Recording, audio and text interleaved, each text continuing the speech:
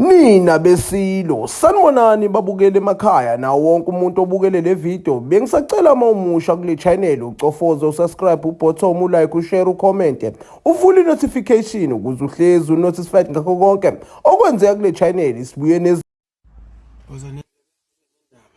allegedly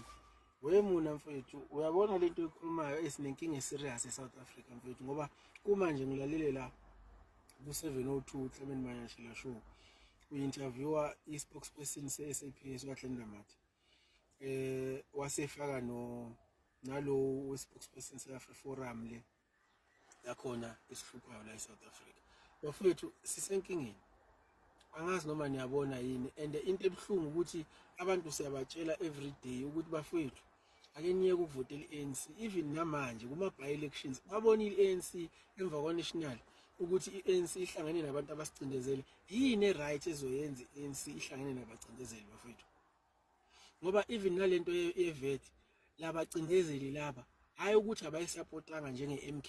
cha bona abayisupportanga ngoba bekhalela ukuthi kuscrap kubeza nama conditions ukuthi kuscrap amabhilabhili so abanayo indaba nani angazi ukuthi kungani iANC will even consider abantu abathi babelwe lalelizwe but baphinde bahlangane nabantu ababelelwa lelizwe against bona like does it make sense to you kune Freedom Front Plus lapha kune DA the very same people ababesicindezele but iANC it chose ukuhlangana nabo to rule this country over abantu bala kule country abaningi abavotele ilokhuzana amaqembu afana neMK neEFF like it does not make sense at all kimi I don't know ukuthi because even nalento ababeyisho ukuthi thina sidoomsday mina idoomsday ngibona manje ngiyabona njengamanje I see doomsday whatever that is happening in this country it shows ukuthi this is doomsday for us thina singanamali thina esokolayo thina esirephelwe ingane it's us who are seeing it doomsday ngale GNU yet that woman from the Western Cape abambiza ngoHelen Zille she said that thina imgodoi thina we are doomsday but we're seeing it doomsday right now they've done nothing ever since baqala le GNU yabo kunalokho they are bickering every day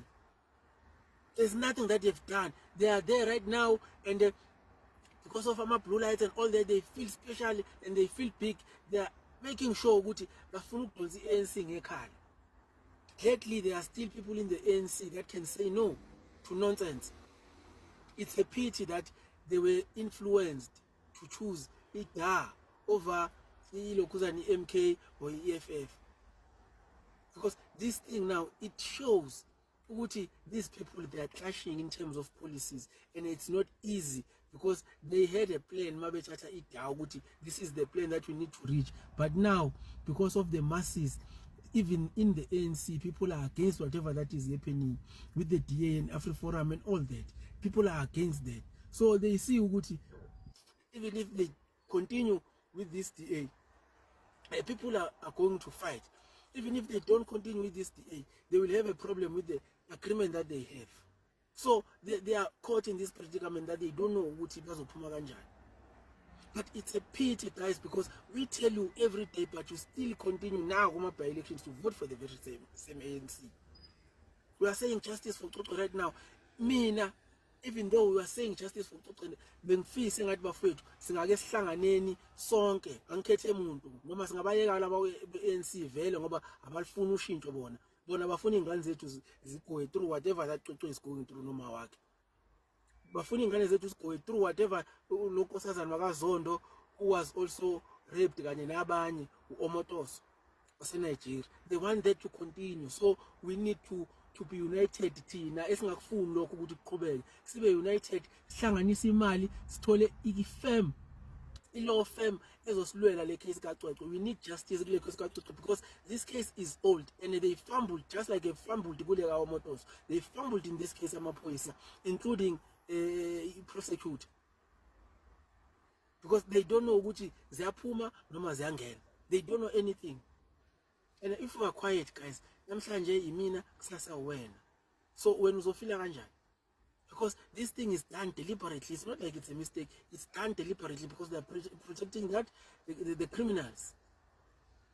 So mina bengithi bafethu ake sicabangeni kahle lento while we saying justice for Xoxwe, but let's also talk about gathering imali so that we can get a law firm that we can fight, because that's what these people are doing. The white people, that's what they are doing. This guy principal lapha ongafuni ukwenza DNA ithinta abani AfriForum.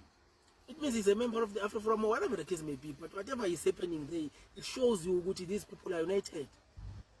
So thina yini singenza ukufanayo bafowethu? Yini singenza ukufana? Sizokhala kuzokubeni because this thing is a cycling. It's been happening for quite long now. And whenever it happens now, and then we talk about it, it dies down, and then we wait, and then it comes back again, so when in now, it won't stop. So when are we going to fight, guys? Why are we so tolerant? Why? We've got a serious problem here. We need to come out and fight because the ANC is selling out. And we need to cry so that this Senzo Mchunu and this Shamila Patoi can be expelled. Because they are not doing anything for us. They are protecting these criminals. Bafethu cha ake sivukele emaqandeni manje, ake sivukele emaqandeni, ake siye kulokhu sipepereza, ake sithathe action manje. It's high time, and we're fighting for a good cause. Uma ngabe sonela ukuthi ingane idlenguluwe, odokotela bayasho baze bababili